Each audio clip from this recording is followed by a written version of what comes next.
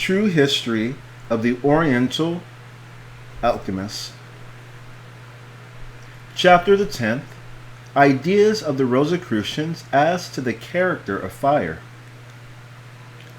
Spark surrenders out of the world when it disappears Taus, in the universal ocean of invisible fire.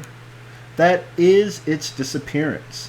It quits us in the supposed light, but to it really darkness, as fireborn, the last level of all, to reappear in the true light, which is to us darkness. This is hard to understand, but as the real is the direct contrary of the apparent, so that which shows as light to us is darkness in the supernatural, and that which is light to the supernatural is darkness to us. Matter being darkness and soul light. For we know that light is material, and being material it must be dark. For the Spirit of God is not material, and therefore not being material, it cannot be light to us, and therefore darkness to God. Just as, until discovered otherwise, the world it is that is at rest.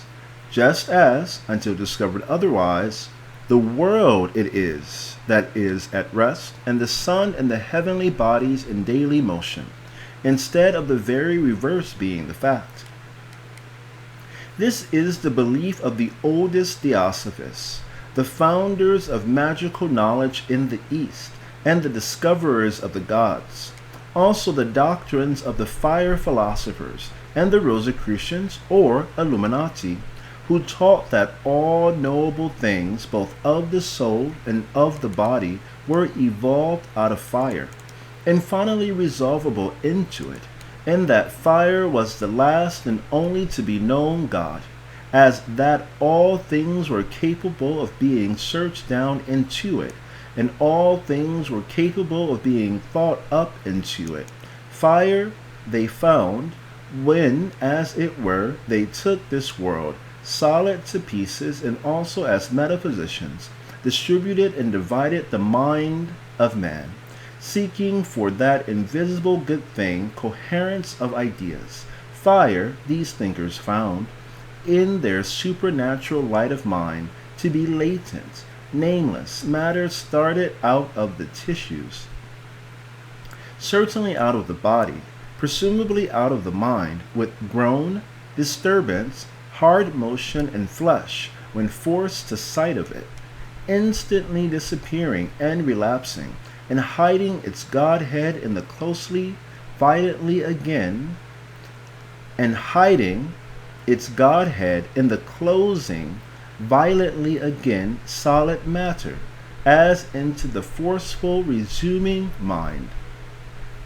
Matter, the agent whose remonstrance at disturbance out of its rest was, in the winds, murmurs, noises, cries, as it were, of air, in the waters, rolling and roaring in the piled floors of the sky, and their furniture, clouds, circumvolvents, contest and war, and thunders, defiant to nature, but groans to God, and intolerable lightning rending. Matter tearing as a garment to close supernaturally together again, as the solid fettered and chained devil bound in the hand upon it, to be. In this sense, all noise, as the rousing or conjuration of matter by the outside forces, is the agony of its penance. All motion is pain, all activity punishment, and fire is the secret, lowest, that is, foundation spread thing, the ultimate of all things, which is disclosed when the clouds of things roll, for an instant, off it, as the blue sky shows. In its fragments, like turquoises, when the canopy of clouds is wind wind-torn, speck-like from off it, Fire is the floor over which the coats are layers, are the spun kingdoms of matter, or of the substances or subsidences of the past periods of time, which is built up of objects, are laid, tissues woven over a gulf of it, in one of which last we are, to which fire we only become sensible when we start it by blows or force, in the rending up of atoms, and in the blasting out of them that which holds them, which then as secret spirit spring compelled to sight, and as instantly dies, except to immortal eyes, which receive it in the supernatural on the other side. The fire philosophers maintain that we transcend everything into fire, and that we lose it there in the flash, the escape of fire being as the door through which things disappear to the other side. In their peculiar speculations, and in this stupendous and supernatural view of the universe, where we think that fire is the exception and is, as it were, spotted over the world, in reality to go out when it goes out, they held that the direct contrary was the truth, and that we, as all things, and that we and all things were spotted upon fire, and that we conquer patches only of fire when we put it out, or when torches, as it were, out of the great flame, when we enkindle fire, which is our master in the truth, making itself in our beliefs and our human needs the slave. Thus fire, when it is put out, only goes into the underworld, and the matter flags close over it like a gravestone. When we witness fire, we are as if peeping only through a door into another world.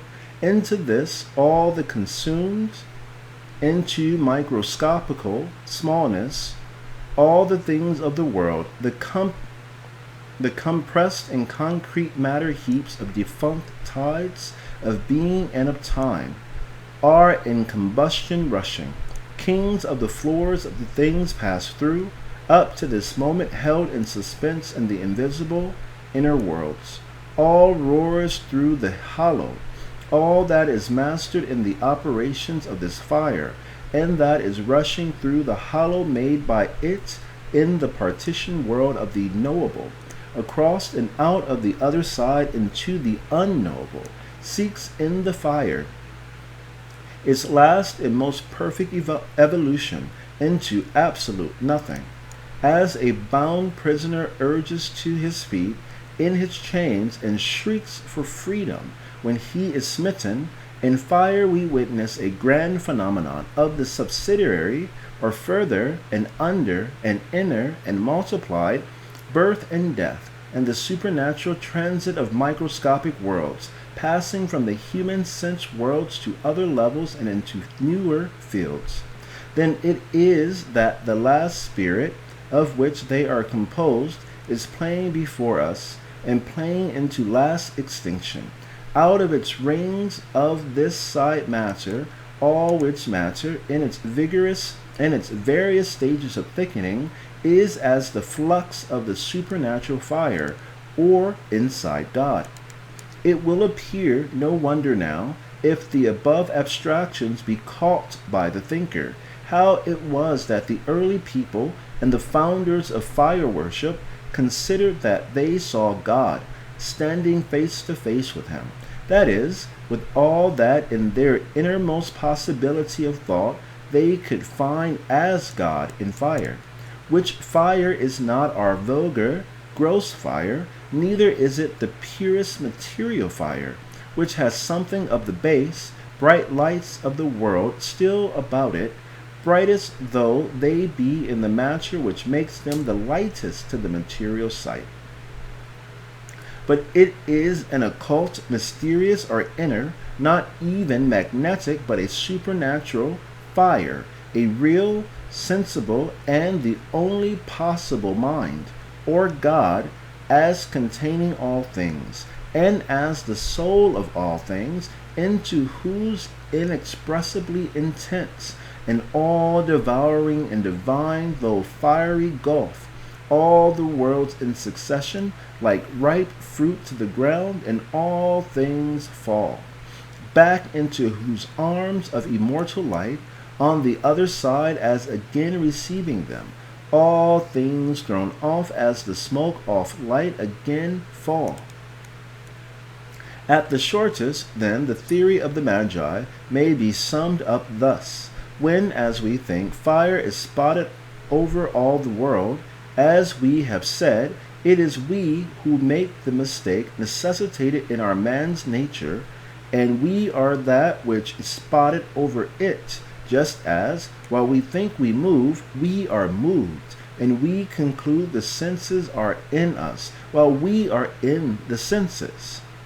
The hu is in the chabs, not the chabs in the hu. Everything out of this world being the very opposite of that which we take it. The views of these mighty thinkers amounted to the suppression of human reason, and the institution of magic, or Godhead, as all. It will be seen at once that this knowledge was possible, but for very few. It is only fit for men when they seek to pass out of the world, and to approach the nearer according to their natures, God. The hollow world in which that essence of things called fire plays in its escape in violent agitation, to us combustion is deep down inside of us, that is, deep sunk inside of the time stages, of which rings of being subsidences of spirit. We are in the flesh, that is, in the human show of things, in the outer. It is exceedingly difficult through language to make this idea intelligible, but it is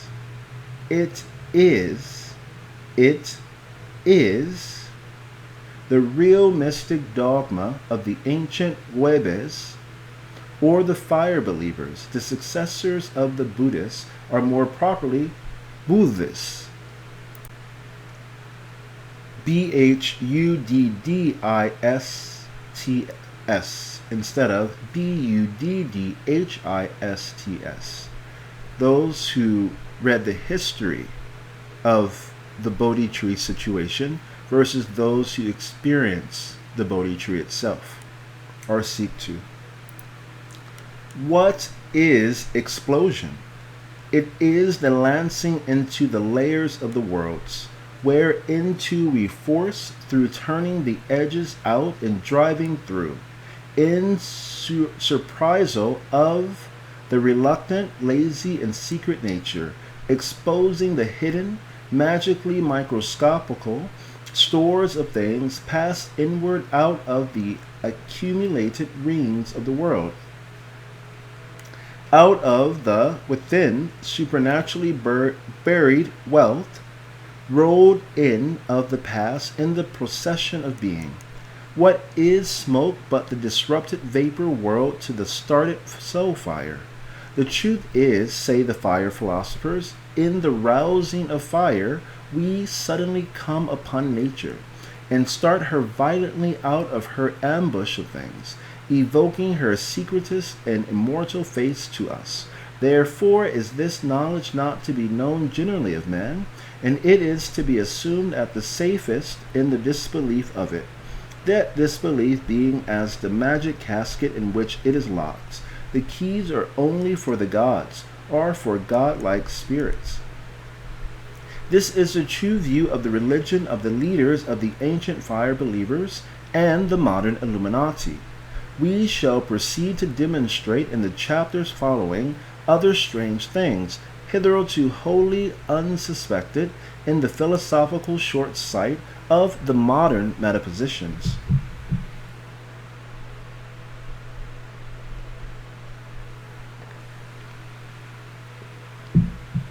We imagine that it will be said that it is impossible that any religious could have seriously entertained such extraordinary doctrines, but incredible as it may seem, because it requires much preparation to understand them, it is certainly true that it is only in this manner the ideas of the divinity of fire, which we know once prevailed largely, can be made intelligible. We mean to the philosopher who knows how properly to value the ancient thinkers, who were as giants in the earth. We shall shortly show that the monuments raised to this strange faith still remain, in that, surviving from the heathen times, the forms still mingle and lurk largely amidst the Christian European institutions, the traces of the idolatry, if not the idolatry itself. Obelisks, spires, minarets, tall towers, upright stones, menhirs, monumental crosses, and architectural perpendiculars of every description, and generally speaking, all erections conspicuous for height and slimness, were representatives of the sordid or of the pyramidal fire. They bespoke wherever found and in whatever age the idea of the first principle, or the male generative emblem, having given, as we hope, some new views of the doctrine of universal fire, and shown that there has been error in imagining that the Persians and the ancient fire worshippers were idolaters simply of fire, inasmuch as, in bowing down before it, they only regarded fire as a symbol, or visible sign, or thing placed as standing for the deity, having, in our preceding chapters, disposed the mind of the reader to consider as a matter of solemnity and of much greater general significance this strange fact of fire worship, and endeavored to show it as portentous, first all embracing as all genuine principle. We will proceed to exemplify the widespread roots of the fire faith. In fact, we seem to recognize it everywhere. Instead of, in their superstitions, making of fire their god, they obtained him. That is, all that we can realize of him, by which we mean all that the human reason can find of the last principle out of it. Already in their thoughts had the Magi exhausted all possible theologies. Already had they, in their great wisdom, searched through physics, their power to this end, as not being distracted by world's objects, being much greater than that of the modern faith teachers and doctors. Already in their reveries, in their observations, deep within their deep souls, upon the nature of themselves, and of the microcosm of the world in which they found themselves, had the Magi transcended. They had arrived at a new world in their speculations and deductions upon facts, upon all the things behind which to men make these facts.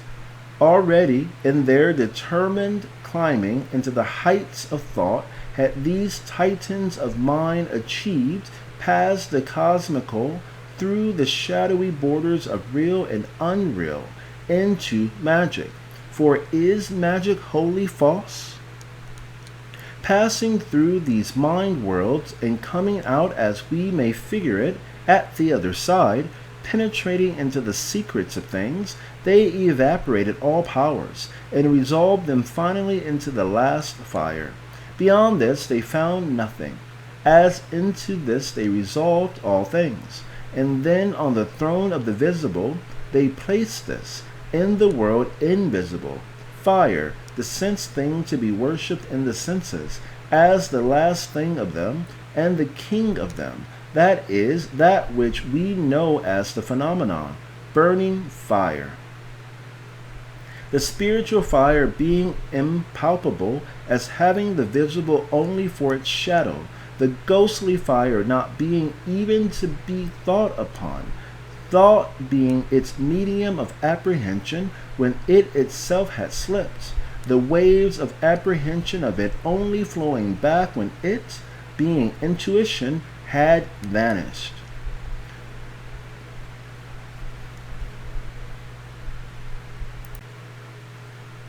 The ghostly fire not being even to be thought upon, thought being its medium of apprehension when it itself had slipped, the waves of apprehension of it only flowing back when it, being intuition, had vanished. We only know that a thought is in us when the thought is off this object and in us, another thought being at that simultaneous instant in the object, to be taken up by us only when the first has gone out of us, and so on. But not before to be taken up by us, that thought being all of us, and a deceptive and unreal thing to pass it all to us through the reason, and there being no resemblance between it and its original. The true thing being inspiration, are God in us, Emmanuel, excluding all matter or reason, which is only built up of matter. It is most difficult to frame language in regard to these things. Reason can only unmake God. He is only possible in his own development or in his seizing of us, and in possession.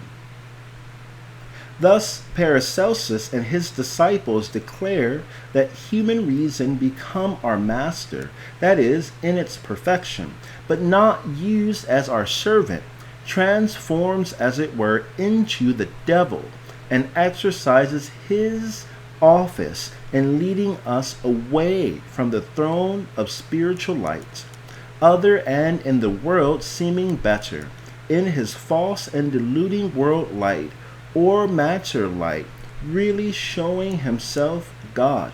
This view of the human reason, intellectually trusted, transforming into the angel of darkness, and effacing God out of the world, is borne out by 1,000 texts of Scripture. It is equally in the beliefs and in the traditions of all nations and of all time. As we shall by and by show, real light is God's shadow, or the soul of matter. The one is the very brighter as the other is the very blacker. Thus the worshippers of the sun, or light, or fire, whether in the old or the new worlds, worship not sun, or light, or fire. Otherwise they would have worshipped the devil, he being all conceivable light, but rather they adored the unknown great God, in the last image that was possible to man of anything, the fire. And they chose that as his shadow, as the very opposite of that which he really was, honoring the master through his servant, bowing before the manifestation, eldest of time, for the timeless, paying homage to the spirit of the devil world, or rather to beginning and end, on which was the foot of the all, that the all, or the last, might be worshipped, propitiating the evil principle and its finite shows, because as by that alone a world could be made, whose making is alone comparison. It was permitted as a means of God, and therefore the operation of God downwards, as part of him, though upward dissipating as before him in whose presence evil, or comparison, or difference, or time, or space, or anything should be impossible. Real God, not to be thought upon. real God being not to be thought upon.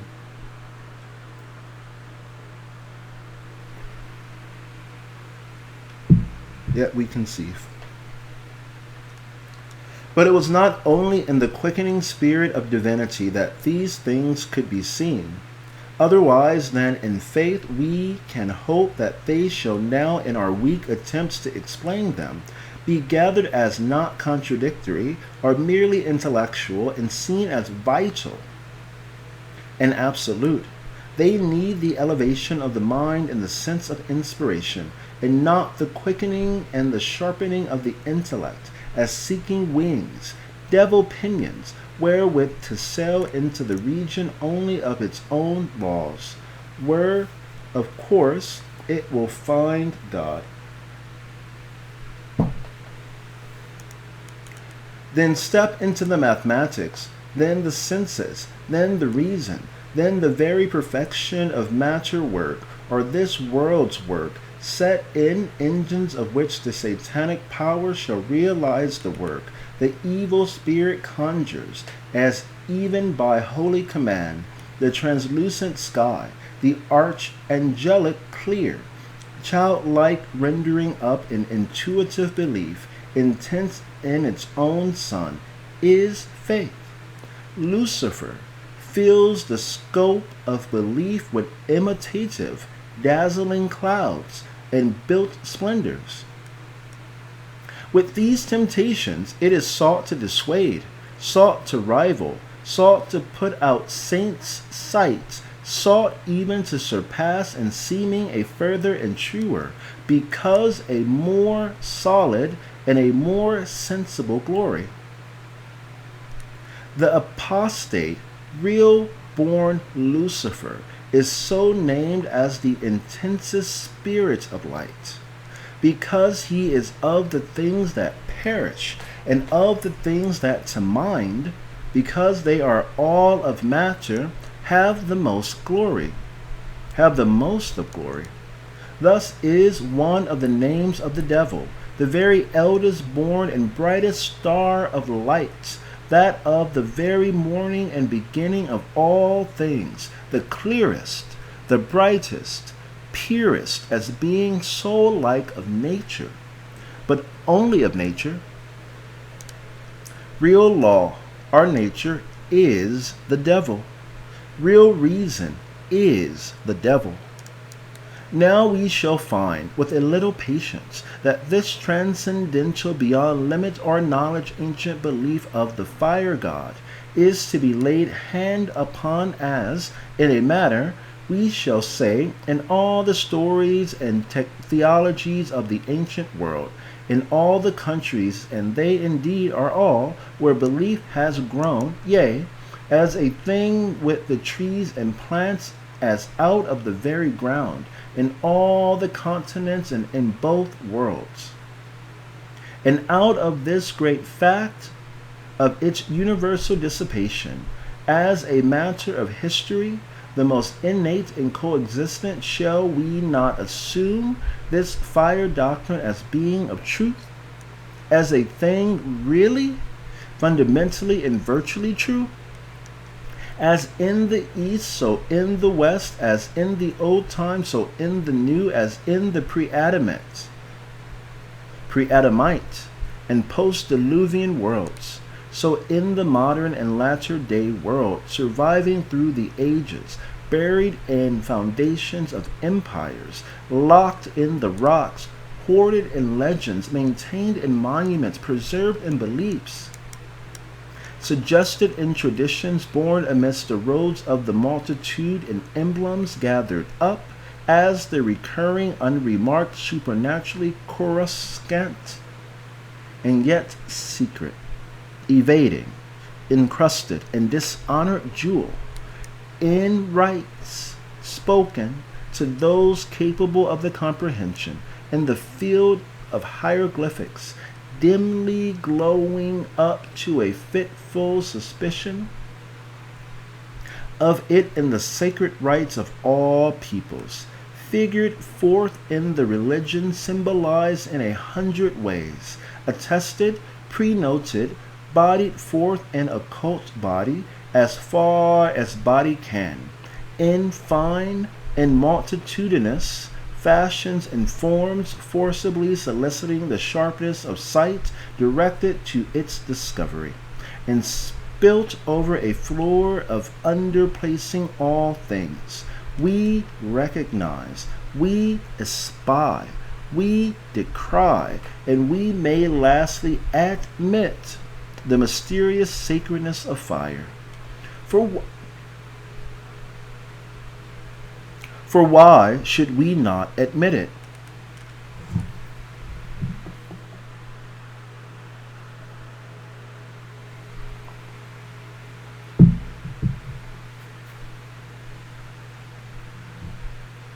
Of course, it will not for a moment be supposed that we mean anything like, or in its nature similar to, ordinary fire.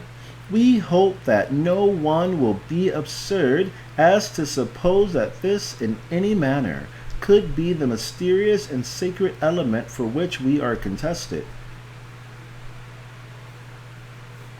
Where we are seeking to transcend, this would be simply sinking back into vulgar reason, while we are seeking to convict and dethrone this world's reason as the real devil.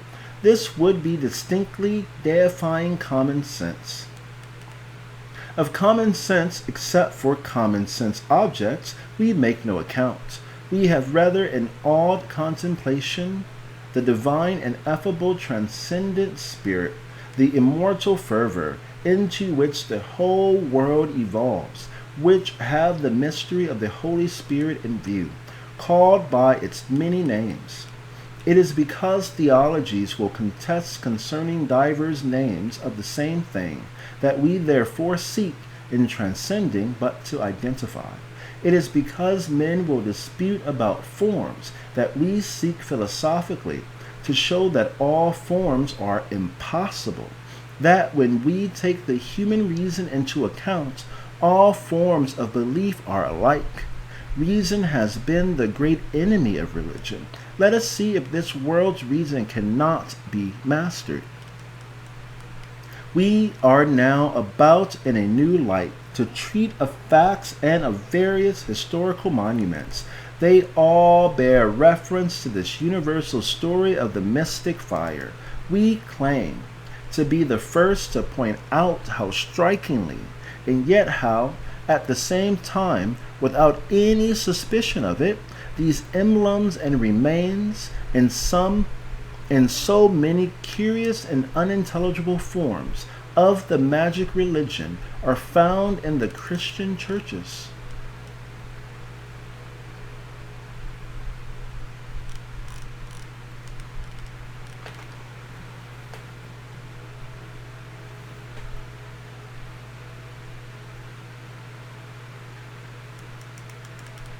Chapter the 11th.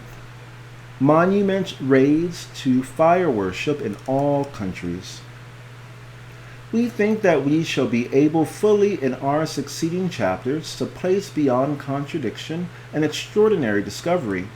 It is that the whole round of disputed emblems which so puzzle antiquarians, and which are found in all countries, point to the belief in fire as the first principle. We seek to show that the fire worship was the very earliest, from the immemorial times, that it was the foundation, religion, and that the attestation to it is preserved in monuments scattered all over the globe, that the rites and usages of all creeds down even to our own day, and in everyday use about us, bear reference to it, that problems and puzzles in religion, which cannot be otherwise explained, stand clear and evident when regarded in this new light, that in all the Christian verities of belief, as truly in Buddhism, in Mohammedanism, and heathenism of all kinds, whether Eastern or Western or Northern or Southern, This mystery of fire stands ever general, recurring and conspicuous, and that in being so, beyond all measure, old, and so beyond all modern or any idea of it, general as universal. In fact, as man himself and the hearts of man, and as being that beyond which in science and in natural philosophy we cannot further go, it must carry truth with it, however difficult to comprehend, and however unsuspected, that is, as really being the manifestation and spirit of God, and to the confounding and annihilation of atheism, revelation. Affirmatively, we shall now therefore offer to the attention of the reader the universal scattering of the fire monuments, taking up at the out self-certain positions about them. Narrowly considered, it will be found that all religions transcend upon this spiritual fire floor on which, to speak metaphysically, the phrases of time were laid. Material fire, which is the brighter as the matter which constitutes it in the blacker, is the shadow, so to express or to speak, necessarily with words, which have no meaning in the spirit of the spirit light, which invests itself in it as the mask in which alone it can be possible.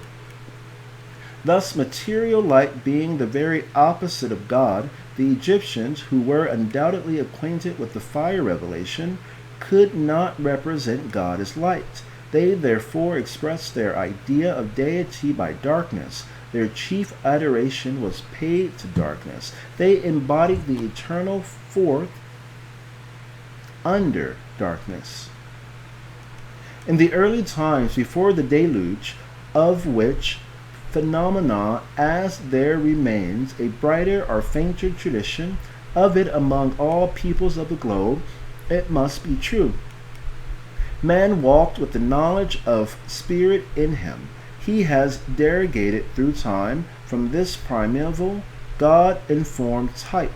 Knowledge of good and evil, or the power of perceiving difference, became his faculty with his power of propagation only in his fallen state. That is, his gods only came to him in his fallen state. As one of two things must of necessity be under the other, and as one and two are double in succession, one being as a matter of course before the other, and positive or particled, existence being in itself denial of abstraction, are imparticled existence needing something other than itself to find itself. Logicians must see at once in this the comparison is constituted. As one of two things must of necessity be under the other, and as one and two are double in succession, one being as a matter of course before the other, and positive or particled, existence being in itself denial of abstraction, are imparticled existence needing something other than itself to find itself. Logicians must see at once in this the comparison. Logicians must see at once in this that comparison is constituted, from out of which difference is built light and shadow, or a world, whether the moral world or the real world. The immemorial landmark in the architectural form is the upright. We find the earliest record of this in the setting up of monumental stones. Seth is said to have engraved the wisdom of the antediluvians upon two pillars, one of brick, the other of stone, which he erected in the Syriatic land, a terra incognita to modern antiquarians. This raising of the reminding stone prevails in all places, and was the act of all time. It is the only independent thing which stands distinct out of the clouds of the past. it would seem universally to refer to the single supernatural tradition. All that is hired out of time, a mysterious Kabbalistic volume of high repute and of the greatest antiquity. In the Book of Light, whose doctrine divides, the first dogma is that of light enlightened, of self-existence, which signifies God, or the light spiritual, which is darkness in the world, or manifestation, or creation. This light enlightened is inspiration, or blackness to men, God, opposed to knowledge, or brightness to men, the devil.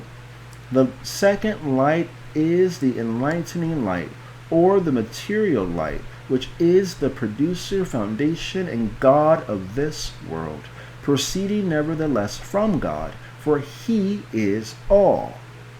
It is the reverence to this second light and to the mysterious identity of both, the third power, three in one, but only in the necessity of being, all dark being constituting all bright being, in the Spirit, and both and their identity being one, that these monumental columns are raised, being really the mark and the signal warning on in time of supernatural or magic knowledge.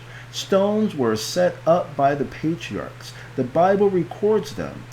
In India, the first objects of worship were monoliths. In the two peninsulas of India, in Ceylon, in Persia, in the Holy Land, in Phoenicia, in Sarmatia, in Scythia, everywhere where worship was attempted, and in what place where men exist is it not? Everywhere where worship was practiced, and where, out of fears, did not first come the gods, and then their propitiation. In all the countries we repeat, as the earliest of man's work, we recognize this sublime, mysteriously speaking, ever-recurring monolith, marking up the tradition of the supernaturally real and only real fire dogma.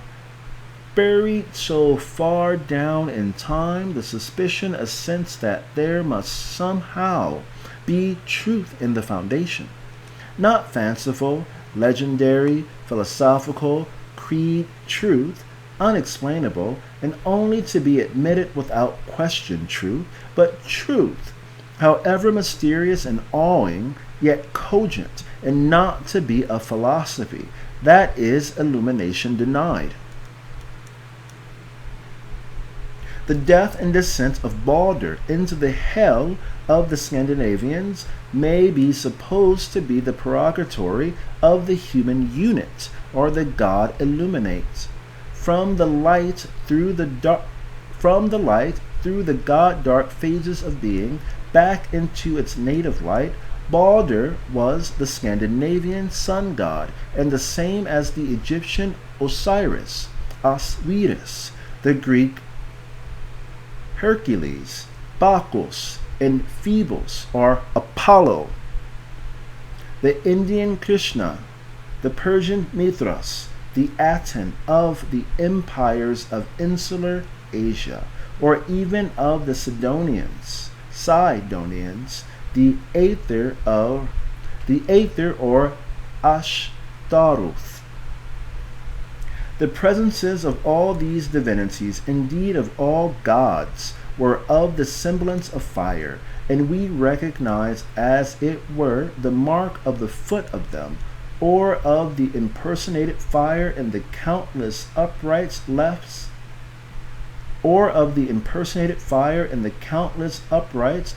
as memorials in the great ebb of the ages, as waves to nations in the latter divisions of the great roll of periods called time. Yet so totally unguessing of the preternatural mystery, seeming the key of all beliefs and the reading of all wonders which they speak. It is to be noted that all the above religions, all the creeds of fire, were exceedingly similar in their nature,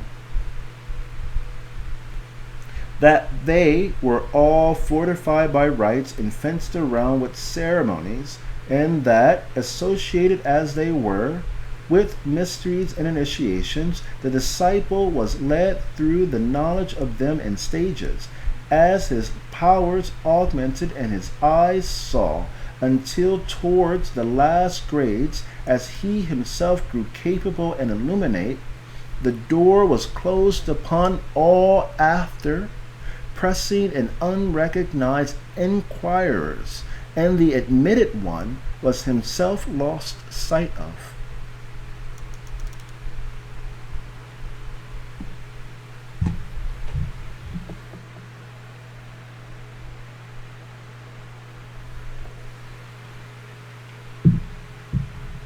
On Chinese pagodas. There was a great wave to the westward of all knowledge, all cultivation of the arts, all tradition, all intellect, all civilization, all religious belief. The world was peopled westwards. There seemed some secret divine impress upon the world's destinies, and indeed ingrained in cosmical matter. In these matters, all faiths seem to have diverged out, the narrower of the wider, as rays from the great central sun of this tradition of the fire original. It would seem that Noah, who is suspected to be the Fu,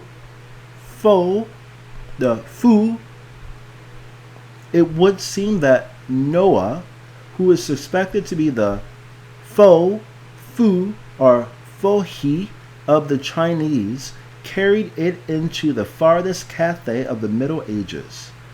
What is the Chinese Tian, or earliest fire?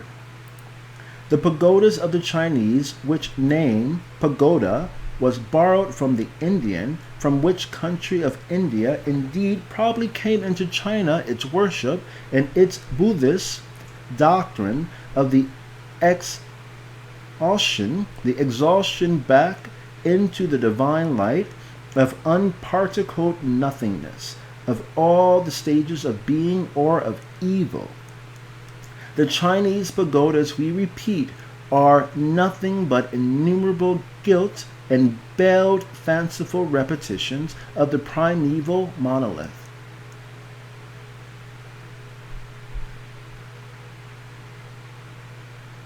The fire or light is still worshipped in the Chinese temples. It has not been perceived that in the very form of the Chinese pagodas, the fundamental article of the Chinese religion, transmigration through stages of being out into nothingness of this world, has been architecturally emblemed in the diminishing stories, carried upwards and finding a way into the series of unaccountable discs stuck through a vertical rod, until all culminates, and, as it were, to speak heroically of it, the last achievement is blazoned in the gilded ball, which means the final or Buddhist glorifying absorption.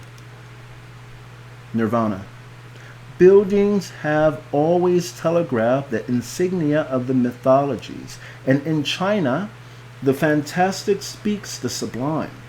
We recognize the same embodied mythos in all architectural spiring or artistic diminution, whether tapering to the globe or exaltation of the Egyptian uraeus, or the disk, or the Sidonian crescent, or the lunar horns, or the acroterium of the Greek temple, or the pediment of the classic pronaos itself, crowning how grandly and suggestively at solemn dawn, or in the spirit lusters of the dimming, and still more than dawn solemn twilight, the top of some mountain, an ancient of days.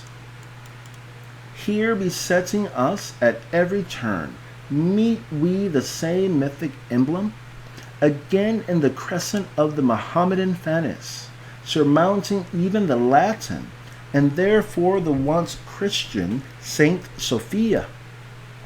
Last and not least, the countless churches rise in the latter day dispensation, sublimely to the universal signal, in the glorifying or top or crowning cross, last of revelations, Moroni.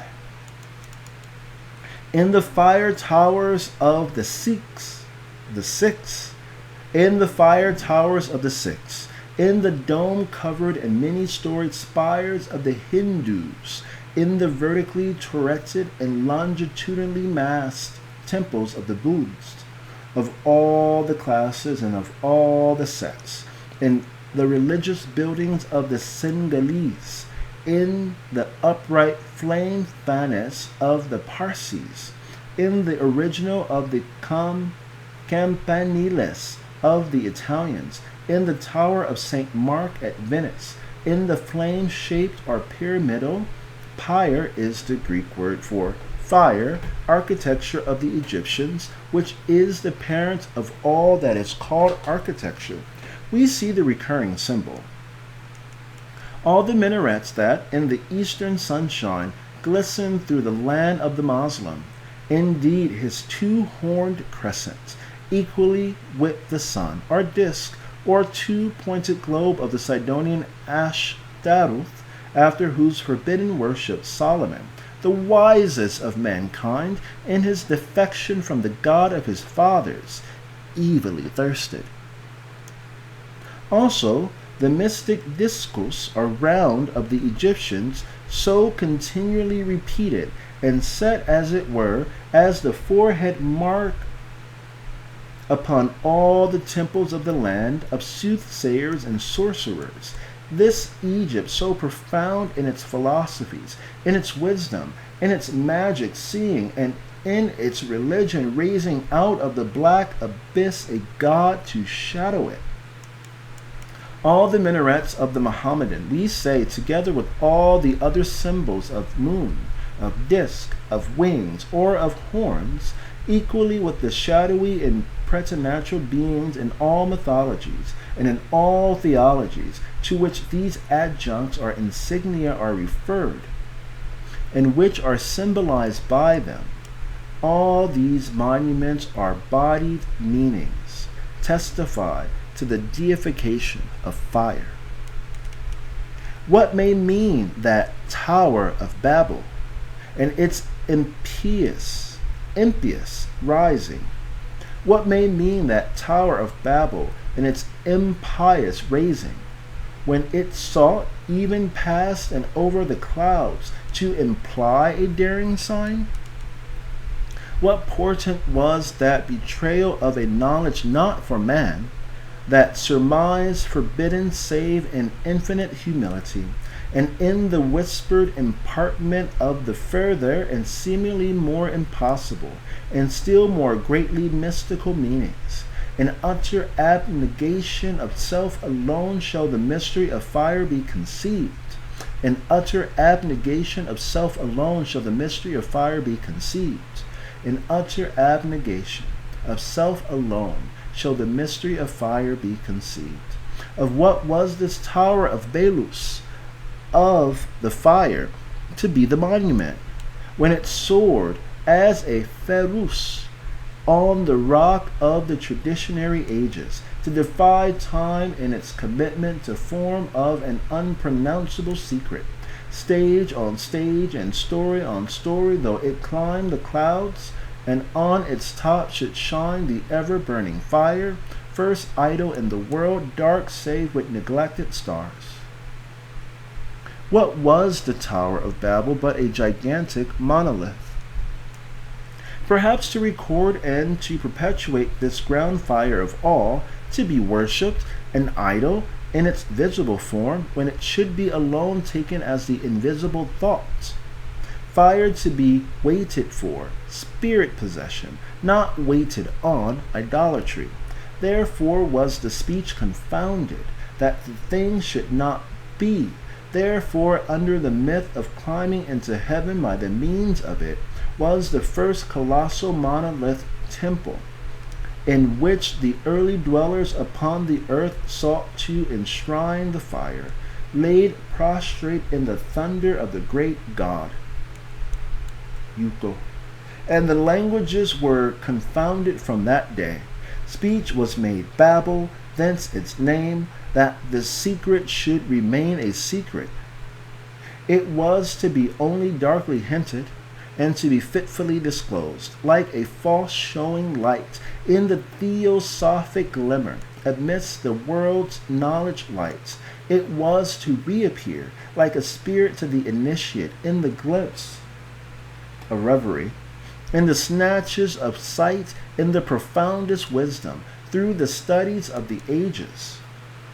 We find in the religious administration of the ancient world the most abundant proofs of the secret fire tradition. Schwiges shows in his Introduction into Mythology, pages 132 and 228, that the Phoenician Kabiri and the Greek Dioscuri, the Quetes, Coribantes, Telchini, were originally of the same nature, and are only different in trifling particulars. All these symbols represent electric and magnetic phenomena, and that under the ancient name of twin fires, hermaphrodite fire. The Dioscuri is a phrase equivalent to the sons of heaven. If, as Herodotus asserts, Zeus originally represented the whole circle of heaven, according to the ancient opinion of Heraclitus, the contest of opposing forces is the origin of new bodies, and the reconcilement of these contending principles is called combustion. This is, according to Montfaucon, sketched in the minutest detail in the engraving of the ancient Phoenician Kabiri. From India into Egypt was imported this spiritual fire belief. We recognize again its never-failing structure signal. Rightly regarded with great pyramids are nothing but world-enduring architectural attestation.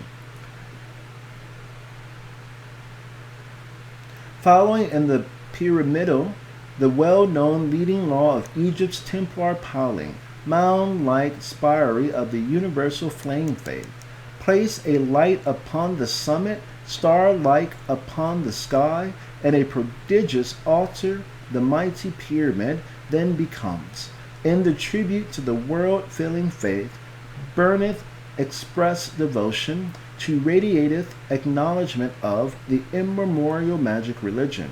This is little doubt that as token and emblem of fire worship, as indicative of the adoration of the real, accepted deity, these pyramids were raised. The idea that they were burial places of the Egyptian monarchs is untenable when submitted to the weighing of meanings, and when it comes side by side with this better fire explanation, without regard of who lay dead there. Cannot we accept these pyramids as the vast altars on whose top should burn the flame commemorative as it were to all the world? Cannot we see in these piles, literally and really transcendental in origin, the Egyptian reproduction and a hieroglyphical signaling on of special truth, eldest of time? Do we not recognize the pyramid, the repetition of the first monolith, all the uprights constituting the grand attesting pillar to the supernatural tradition of a fire-born world?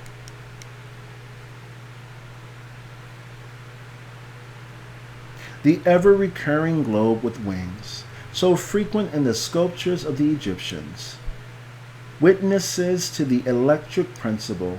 It embodies the transmigration of the Indians, reproduced by Pythagoras. Pythagoras resided for a long period in Egypt and acquired from the priests the philosophic transition knowledge, which was afterwards doctrine.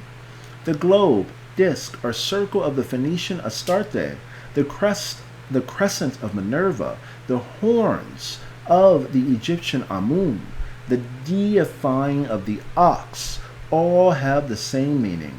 We trace among the Hebrews the token of the identical mystery in the horns of Moses, distinct in the sublime statue by Michelangelo in the Vatican, as also in the horns of the Levitical altar, Indeed, the use of the double hieroglyph in continual ways, the volutes of the Ionic column, the twin stars of Castor and Pollux, nay, generally, the employment of the double emblem all over the world, in ancient or in modern times, whether displayed as points or radii, or wings on the helmets of those barbarian chiefs, who made war against Rome, Attila, or Genseric, or broadly shown upon the headpiece of the Frankish Clovis, whether emblemed in the rude and, as it were, savagely mystic horns of the Asiatic idols, are reproduced in the horns of the runic Hammerer, or Destroyer, Thor, or those of the Gothic Mars, or of the modern Devil.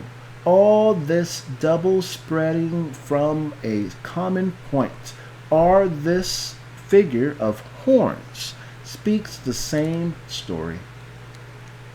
The Colossus of Rhodes was a monolith, in the human form dedicated to the sun, or to fire. The Pharos of Alexandria, Iskandaria, was a fire monument of Heliopolis, On, or the city of the sun, in Lower Egypt, as the name signifies, contained a temple, wherein, combined with all the dark superstitions of the Egyptians, the flame's secret was preserved. In most jealous secrecy was the tradition guarded, and the symbol alone was presented to the world of the pyramids as prodigious fire monuments we have before spoken.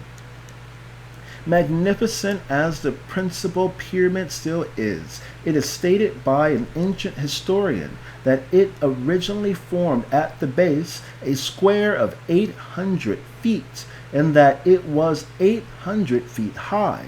Another informs us that 366,000 men were employed 20 years in its erection. Its height is now supposed to be 600 feet. Have historians and antiquaries carefully weighed the fact, even in the name of the pyramids, that pyre, or per, in the Greek means fire? We would argue that that object in the Great Pyramid, which has been mistaken for a tomb, and which is, moreover, rather fashioned like an altar, smooth and plain, without any carved work, is in reality the vase, urn, or depository of the sacred, ever-burning fire. The issue between tomb and altar is that in many faith traditions one is not allowed to pray in a tomb.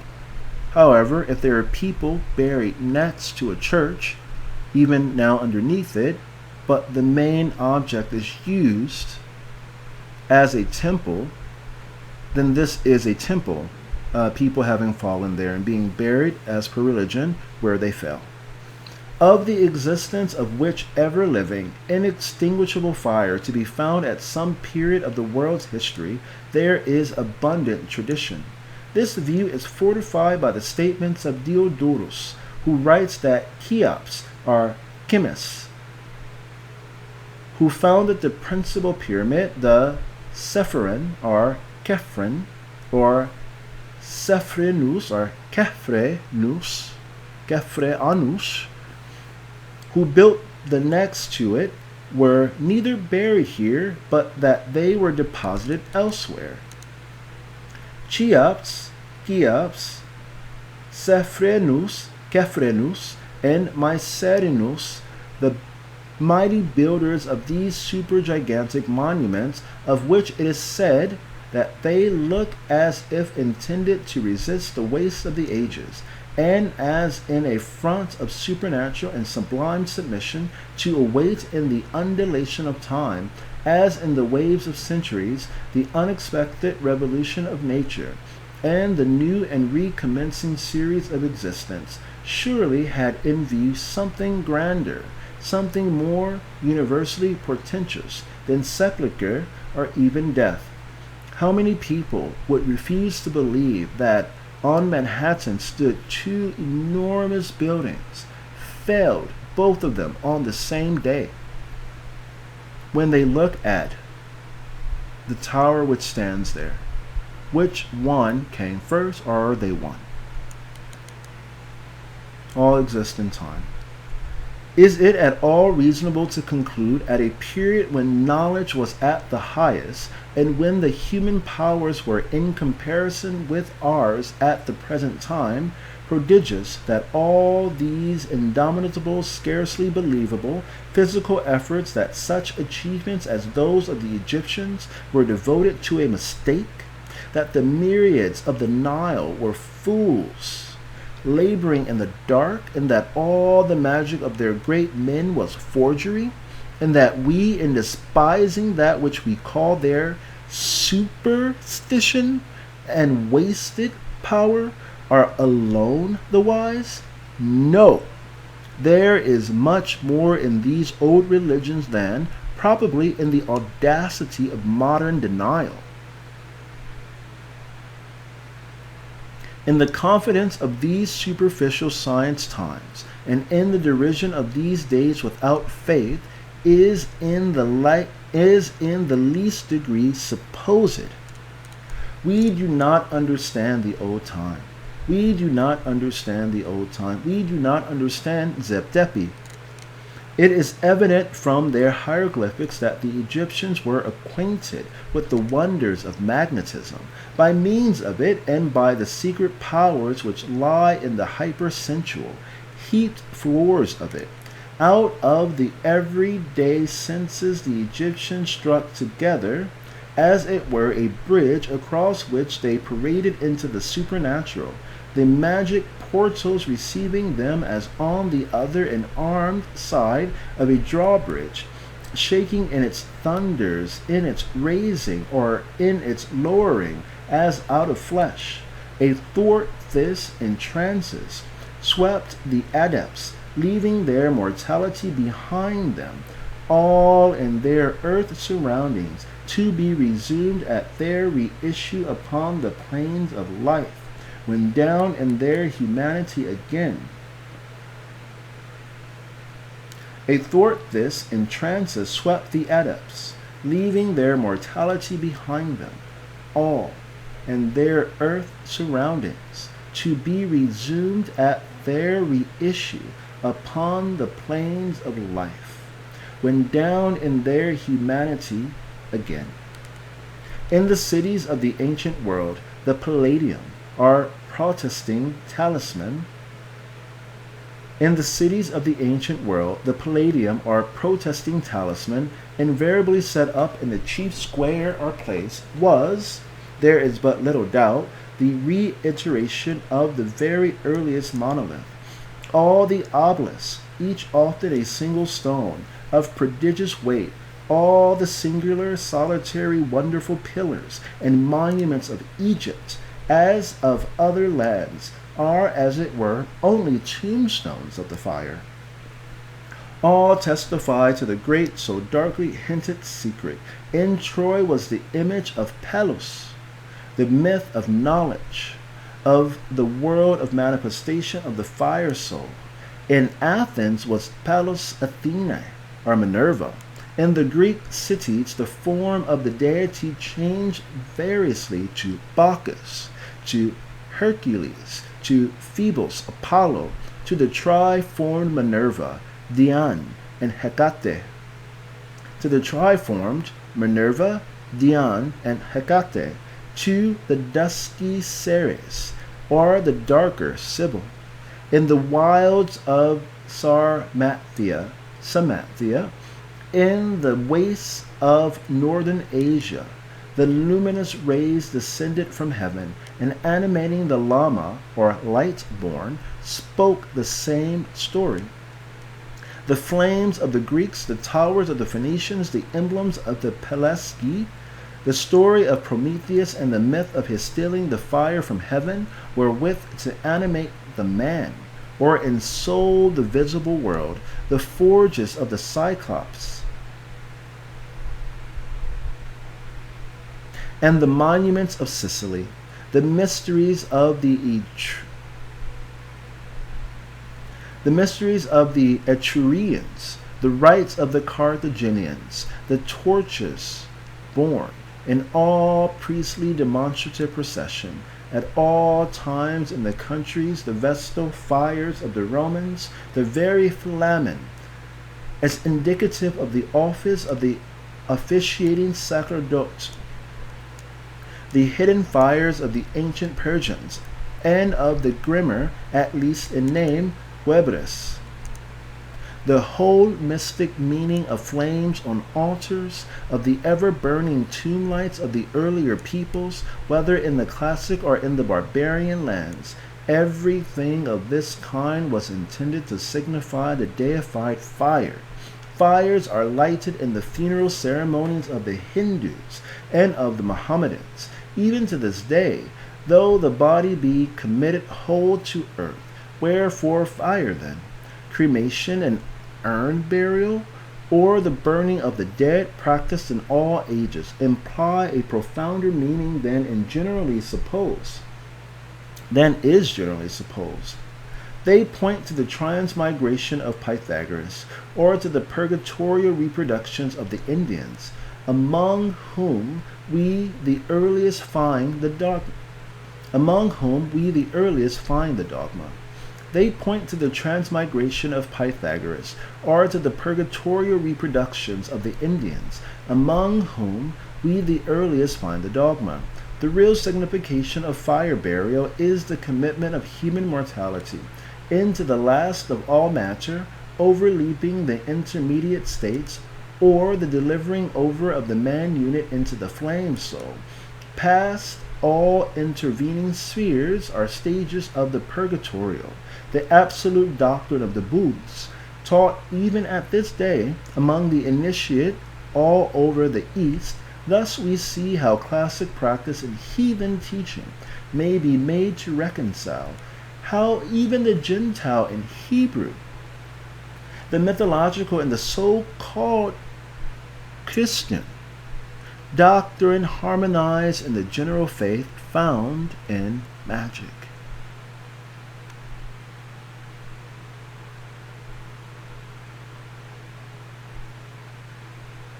The Christian is the dispensation messianic Jew.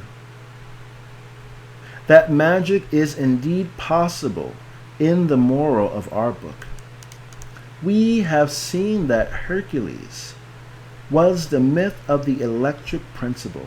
His pillars, Calpe and Able, are the dual upon which may be supposed to rest a world. They stood in the days when giants might really be imagined. Indeed, they almost look as impressive of it now. The twin prodigious monoliths, similar in purpose to the artificial pyramids, they must have struck the astonished and awed discoverer's gaze, navigating that silent Mediterranean when men seemed as almost to find themselves alone in the world. As the veritable colossal, natural pillars of which should burn the double lights of the forbidden Baal. Witness of the ever-perpetuating legend of the fire-making, so to the Phoenician sailors, who we are told first decried and then stemmed roarily through these peaked and jagged majestic straits, doorway to the mighty floor of the new blue ocean, still of more Tyrian crystal depth, rolling in walls of waves under the enticing blaze of the cloud-empurpled all-imperial western sun, whose court was fire indeed, gods, not Baals. So to these men of Sidon, emblemed with the fire-white horns of the globed Astarte of Ashtaroth, showed the monster rocks, pillar portals, fire-topped as the last world beacon to close in as gate that classic sea, as to warn as to the terrors of the unknown, new and second world of the farthest waters, which stretched to the limits of possibility, forsaking indeed daringly were these Iberi their altars to tempt perils, when they left behind them that mouth of their Mediterranean, that sea upon whose embayed and devious margin were nations the most diverse, yet the mightiest of the earth. The very name of the Iberia, which they discovered, and to which they themselves gave title, hence the Kabiri, who carried, doubtless, in their explorations, as equally with their commerce and their arts, their religious usage and their faith, as pyramidically intensifying until it flashed truth upon the worlds in the grand fire dogma. Kabir in Arabic means huge, large, or giants, making the Kabiri likely the giants of old. There were giants in those days, Genesis says, and they were the men of renown. That faith to which sprung monuments from all the sea borders, at which glittered the beak itself an imagination flame, of every many-oared simple ship of their adventurous ocean-dotting fleets, the precursors of the exploring ships of the Vikings. We claim the cauldron of the witches as in the original, the vase or urn of the fiery transmigration, in which all the things of the world change. We accept the sign of the double-extended finger, pointed in a fork, or of horns, which throughout Italy, the Greek islands, Greece, and Turkey is esteemed as the counter-charm to the evil eye. Peace, as the occult Magian telegraphic. The horns are radii of the merry Andrew, our jester, our motley, and the horns of Satan, indeed the figure of horns generally, even have a strange affinity in the consecrate and religious. Asterisk.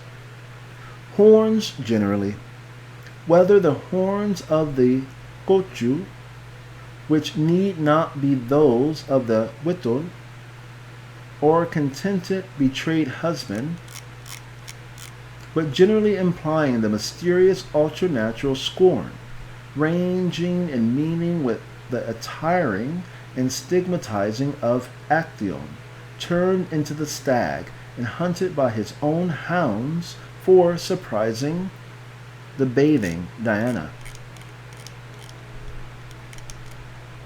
The horseshoe, so universally employed as a defensive charm and used as a sign to warn off and to consecrate, when as it so frequently is displayed at the entrance of stables, outhouses, and farm buildings in country places, speaks the acknowledgement of the devil, or sinister principle, the rearing aloft and throwing out, as it were, of protesting, and, in a certain fashion, badge-like magic signs, in the bodies of bats and wild nocturnal creatures, fixed upon barn doors, we hold to be perpetuation of the old heathen sacrifice to the harmful gods, or a sort of devil propitiation. Again, in this horseshoe we meet the horse, as indicative of and connected with spirit power, of which strange association we shall by and by have more to say. The horseshoe is the mystic symbol of the wizard's foot, or the sigma or sign of the abstract four-footed, the strangely secret, constantly presented, but as constantly evading, magic meaning conveyed in which a tremendous Kabbalistic sign we encounter everywhere. Made the original in the East of the horseshoe arch of the Saracens, which is a foundation form of our Gothic architecture, made the horseshoe form of all arches and cupolas, which figure is to be met everywhere in Asia. May these strange rhomboidal curves carry reference to the ancient mysterious blending of the ideas of the horse and the supernatural and religious. It is an awing thought, but spirits and supernatural embodiments, unperceived by our limited, vulgar senses, may make their daily walk amidst us, invisible in the ways of the world. It may indeed be that they are sometimes suddenly happened upon, as it were, surprised. The world, although so silent, may be noisy with ghostly feet. The unseen ministers may every day pass in and out among our ways, and we all the time think that we have the world to ourselves. It is, as it were, to this inside, unsuspected world that these recognize. It is, as it were, to this inside, unsuspected world that these recognitive, deprecatory signs of horseshoes and of charms are addressed, that the harming presences, unprovoked, may pass harmless, that the jealous watch of the unseen over us may be assuaged in the acknowledgment, that the unrecognized presences amidst us, if met with an unconsciousness of which man cannot be accountable, may not be offended with carelessness in regard of them for which he may be punishable. Mont Saint-Michel, Normandy.